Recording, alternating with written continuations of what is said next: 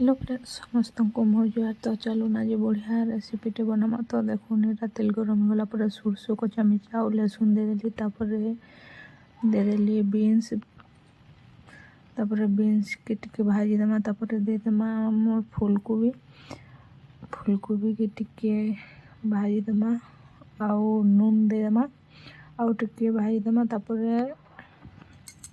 देखुन एटा फाइनाली नून दे देली आउ टिके भाजी देमा आउ टिके ढाकी देमा सिझवार लगी। तो देखुन टिके सिझी आइलान तो एथर दे देमा ग्रीन मटर आउ दे देमा हल्दी आउ एटा आमर मिर्चा गुंटी के भी दिया। तो ताके टिके बसे भाजी देमा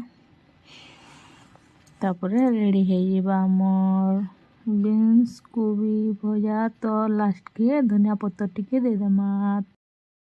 तो thank you for watching, bye bye.